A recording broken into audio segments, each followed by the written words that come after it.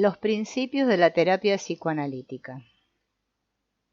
Ahora bien, quien pase por alto las repercusiones muy a menudo, apenas perceptibles, que las fantasías inconscientes tienen sobre la conciencia, o quien renuncie inclusive al análisis muy cuidadoso y técnicamente irreprochable de los sueños, podrá con suma facilidad pasar por alto el hecho de que sus enfermos presenten igualmente fantasías. Esta objeción, tantas veces oída, no puede pues producir en nosotros más que una benévola sonrisa de lástima. Sin embargo, hay en ello una parte de verdad, y esta parte será reconocida por nosotros de muy buena gana. La tendencia regresiva del enfermo que queda aún fortalecida por la atención psicoanalítica que se dirige hacia lo inconsciente, esto es, hacia lo fantástico, inventa y crea hasta durante el mismo curso del psicoanálisis. Se puede decir, por tanto, que durante el tiempo del análisis psicológico esta actividad queda singularmente aumentada, puesto que el enfermo se ve apoyado en su propensión regresiva por el interés del analizador y continúa fantaseando en mayor escala.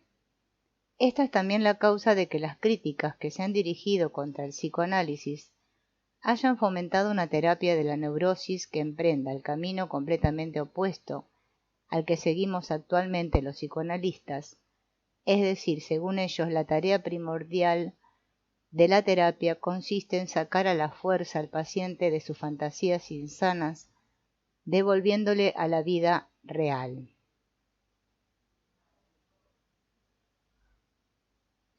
Naturalmente, todo psicoanalista conoce también perfectísimamente esta necesidad, solo que sabe asimismo cuán poco se puede obtener de un neurótico con un mero sacarle la fuerza de sus fantasías.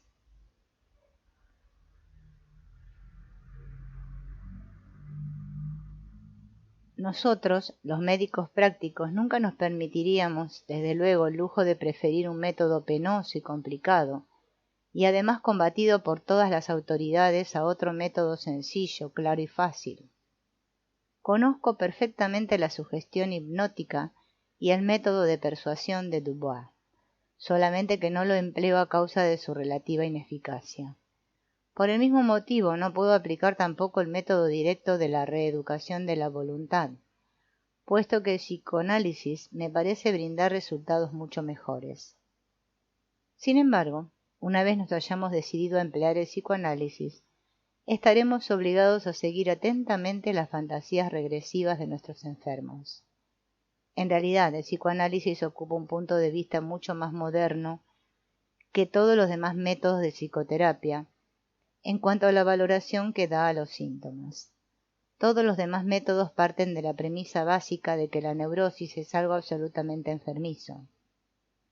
Durante toda la historia de la neurología, no se ha llegado a la idea de ver en la neurosis, al mismo tiempo que una dolencia, un intento de curación, y a atribuir, por consiguiente, a las formas neuróticas un sentido teleológico muy especial. Sin embargo, como toda enfermedad, también la neurosis es una especie de compromiso entre los motivos causantes de la enfermedad y la función normal. Del mismo modo que la medicina moderna ya no ve en la fiebre tan solo la enfermedad misma, sino que al mismo tiempo la considera como una oportuna reacción del organismo, así también el psicoanálisis ve en la neurosis no solo algo eo ipso antinatural y morboso, sino también algo oportuno y provisto de sentido. De esto se deduce, sin más ni más, la actitud investigadora y expectativa del psicoanálisis frente a la neurosis. El psicoanálisis se reserva en todos los casos la atribución de un valor a los síntomas, no intentando en un principio sino la comprensión de las tendencias que se hallan en la base del síntoma. Si lográsemos destruir simplemente una neurosis, tal como se destruye, por ejemplo, un carcinoma, aniquilaríase al mismo tiempo con esa destrucción gran cantidad de energías muy útiles. Sin embargo, podemos salvar fácilmente estas energías, es decir, podemos ponerlas al servicio de los objetivos de la curación, si obedecemos al sentido del síntoma o si participamos en el movimiento regresivo del entorno, del enfermo. A quien no esté aún muy familiarizado con la esencia del psicoanálisis, le será sin duda difícil comprender cómo se intenta lograr un efecto terapéutico por la condescendencia que el médico demuestra respecto a las fantasías nocivas que le son presentadas por su paciente.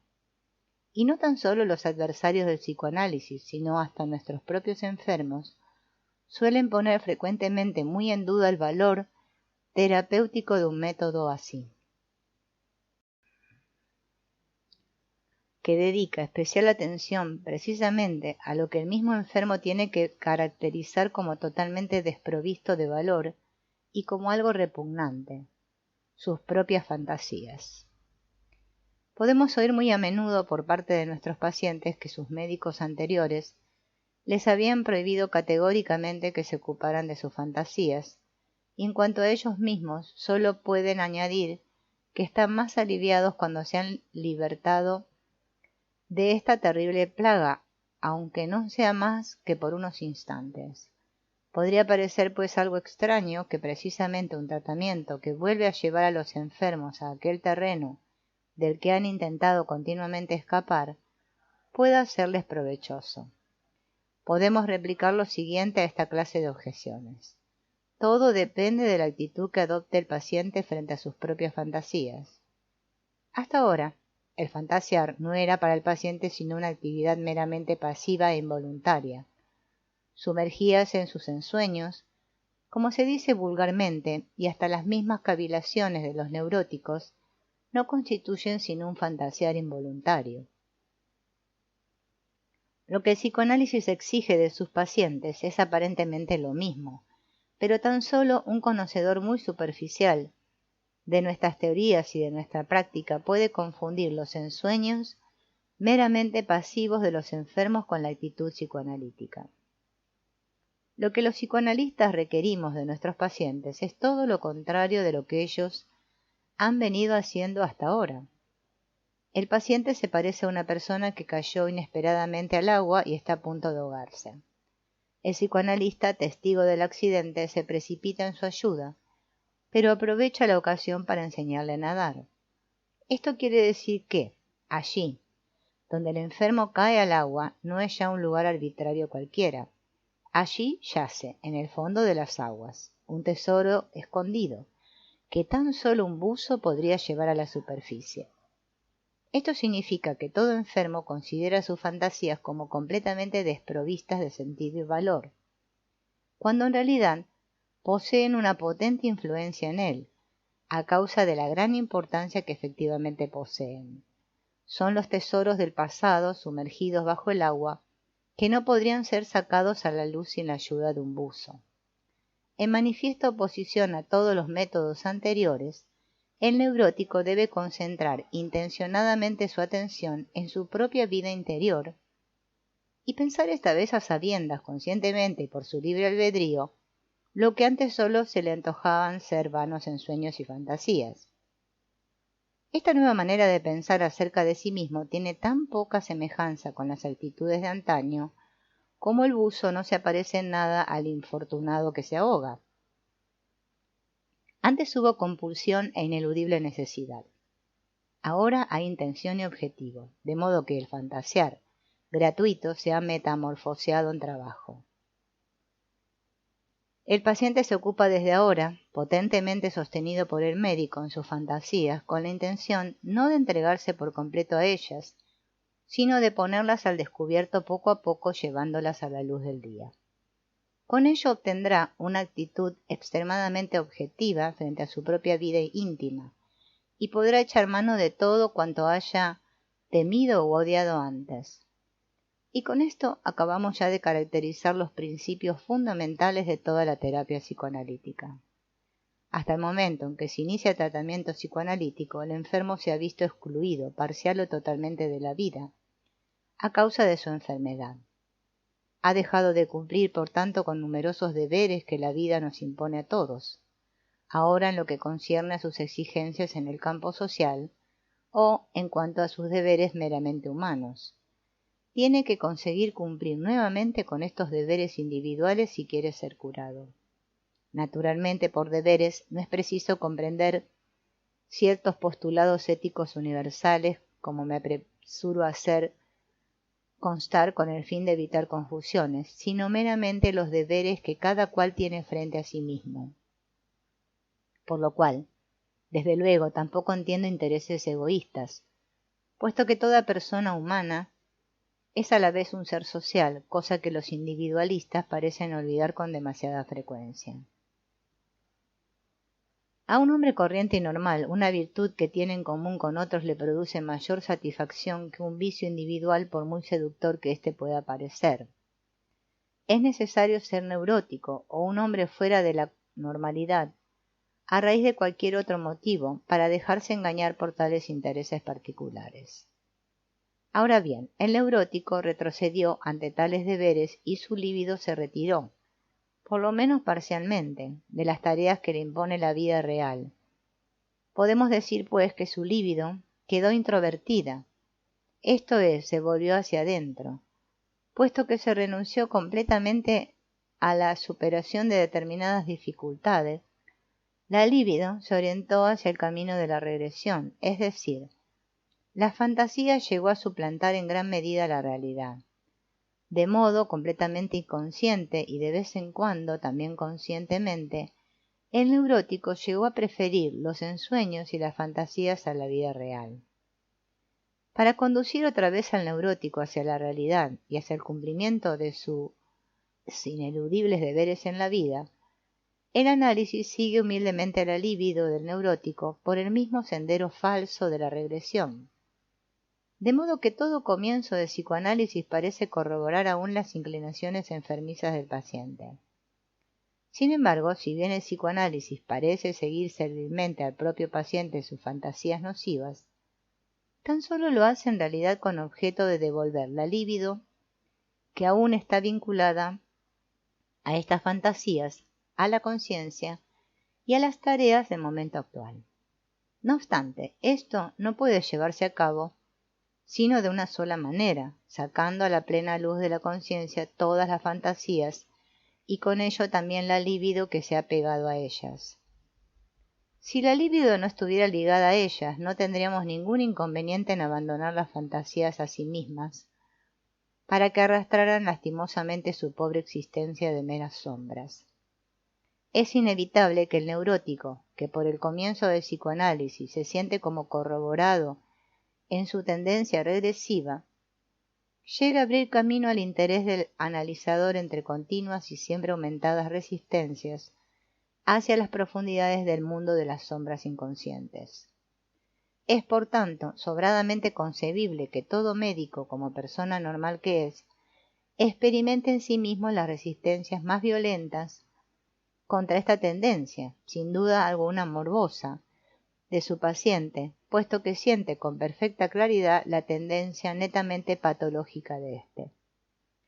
Considerará, por tanto, que precisamente en su calidad de médico, obrará mejor si no se deja envolver por las fantasías de aquel. Es sumamente comprensible que el médico sienta hasta repulsión hacia la tendencia del enfermo y no cabe duda de que es repugnante ver cómo una persona se entrega por completo a sí misma y se vanagloria continuamente de sus propios minúsculos asuntos. Es, en general, muy poco agradable para la sensibilidad estética de un hombre normal la inmensa mayoría de las fantasías neuróticas cuando no llegan a producirle verdadero asco.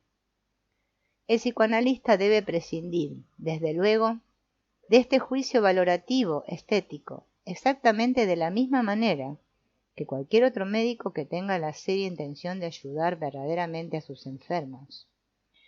No debe tenerse tampoco repugnancia ante trabajos sucios, si con ellos puede alcanzar su finalidad terapéutica. Sin duda existe un gran número de enfermos somáticos que curan sin un diagnóstico preciso y sin un radical tratamiento local, puramente por la aplicación de remedios generales, físicos, dietéticos y sugestivos. Sin embargo, los casos difíciles no consiguen la anhelada curación más que con una terapia individual que se fundamenta en un diagnóstico exacto y en un conocimiento detallado del caso concreto de la enfermedad. Los métodos actuales de psicoterapia consistían en tales remedios generales que en los casos leves no solo no engendraban ningún mal mayor, sino que aportaban verdadero provecho. Sin embargo, un gran número de nuestros enfermos se muestra inasequible a tales remedios. Si hay algo que pueda proporcionar remedios a tales casos, no podrá ser sino el psicoanálisis, con lo cual no queremos decir de ninguna manera que sea el psicoanálisis una panacea universal. Tales afirmaciones solo nos son atribuidas por la crítica malévola y parcial. Sabemos perfectamente que el psicoanálisis puede fracasar también en determinados casos, como es sabido asimismo, que tampoco la medicina sabrá nunca curar todas las enfermedades. El buceo del análisis saca a veces a la superficie, procedentes de los bajos fondos llenos de barro, trozos de materiales sucios que por lo pronto deben ser limpiados para que aparezca su real valor. Las fantasías sucias son lo desprovisto de valor que se desecha, en cambio lo valioso es la libido, que se ha pegado a ellas y que vuelve a ser útil para ser empleada a raíz del trabajo purificador. Sin duda, el psicoanalista de oficio, como todo especialista en general, creerá a veces que las fantasías tienen un especial valor en sí, y no solo aquel valor que les confiere la libido que les es inherente. Sin embargo, el mismo enfermo no hará suya esta valoración, por lo menos en un principio. Para el médico, las fantasías solo tienen valor científico, de la misma manera que el cirujano ha de interesarle, desde el punto de vista de su interés científico, el problema de la cantidad de estrafilococos o estreptococos que contiene el pus. Esto es completamente indiferente para el enfermo. El médico obrará bien frente a su paciente para no invitar involuntariamente a aquel a que tenga más alegría de lo necesario con sus fantasías. El significado etiológico que se suele atribuir, según creo yo indebidamente, a las fantasías explica por qué los trabajos psicoanalistas publicados reservan tan amplio espacio a la discusión concreta de las diferentes formas de fantasías. Pero al saber que en psicología todo es posible, la valoración inicial de las fantasías, así como el afán de descubrir en ellas el motivo etiológico, se irá perdiendo paulatinamente. Ninguna relación de casos sería capaz, además, por muy extensa que fuese, de agotar este inmenso mar. Teóricamente las fantasías son inagotables. En la mayoría de los casos, después de cierto tiempo, cesa la producción de fantasías, hecho del cual aún no debemos concluir, desde luego, que las posibilidades de la imaginación de nuestro paciente han quedado agotadas, sino que el cese de la producción significa tan solo que ya no queda ninguna libido en vías de regresión. Sin embargo, dicha regresión acabóse cuando la libido se apoderó de las tareas reales y actuales y se necesitó para la solución de estos problemas. Existen desde luego casos, y estos hasta son numerosos, en los que la producción de interminables fantasías dura más de la cuenta, produciéndose así una interrupción en el tratamiento, o a raíz del placer que el enfermo encuentra en su actividad de fantasear, o a consecuencia de una orientación falsa por parte del propio médico. Este último caso es harto frecuente en los psicoanalistas principiantes que, cegados por la extensa casuística psicoanalística que ha sido publicada hasta ahora, quedan detenidos en su interés por las fantasías que pretenden sean significativas desde el punto de vista etiológico. Tales médicos tratan de refrescar continuamente unas fantasías que provienen de la primera infancia, guiados como están por la creencia ilusoria de que con ello darán con las dificultades neuróticas de la solución. No ven que ésta consiste en actuar y en el cumplimiento de determinados deberes ineludibles que nos son planteados por la misma vida.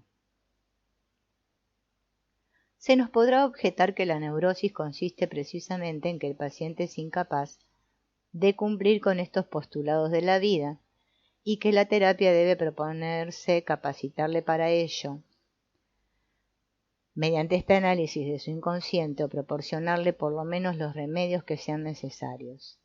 La objeción formulada bajo esta forma está muy justificada. Sin embargo, es preciso añadir inmediatamente que sólo tiene validez cuando la tarea que el enfermo debe realizar sea consciente al mismo enfermo, y consciente no sólo en un mero sentido teórico, esto es, en sus directrices generales, sino hasta en sus más ínfimos detalles. Ahora bien, el neurótico se caracteriza precisamente por la falta de este claro reconocimiento, aun cuando esté ya orientado, siempre en proporción directa con su nivel de inteligencia, hacia las tareas generales de la vida y se esfuerza en cumplir con las prescripciones de la corriente moral de la existencia.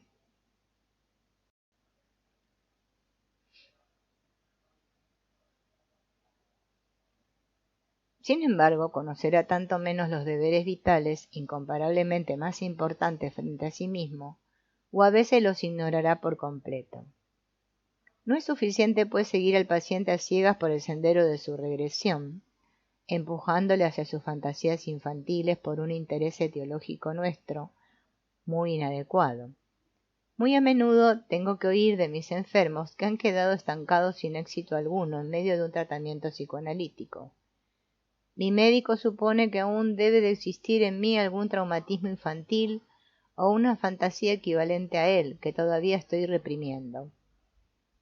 Pasando por alto los casos en los cuales tales suposiciones correspondieron a la realidad, he visto también otros en los que el obstáculo consistía en que la libido extraída a la superficie mediante la labor analítica volvió a sumergirse en las profundidades por una falta de ocupación de ella, pues la atención del médico estaba completamente dedicada a la fase infantil, sin que viera cuáles eran los esfuerzos de adaptación que la vida requería de su paciente en aquel momento preciso.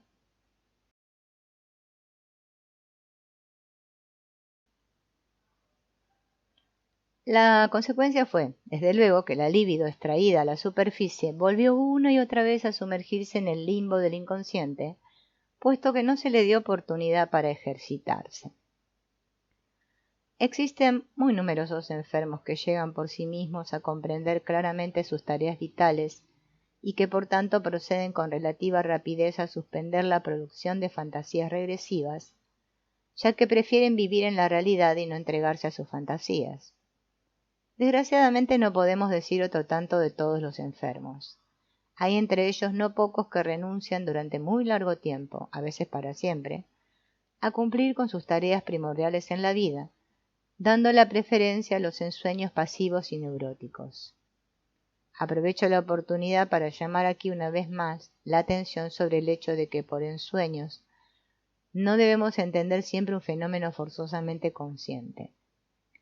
En correspondencia con estos hechos y con el creciente conocimiento, el mismo carácter del psicoanálisis fue cambiándose en el curso de los años. Si bien en sus primeros comienzos el psicoanálisis era una especie de método quirúrgico, que se proponía desalojar del alma un cuerpo extraño, un afecto atrapado, la forma ulterior representó más bien una especie de método histórico que se dedicaba a aclarar y a investigar cuidadosamente la historia evolutiva de las neurosis hasta en sus más íntimos detalles, reduciéndola toda a sus primeros indicios.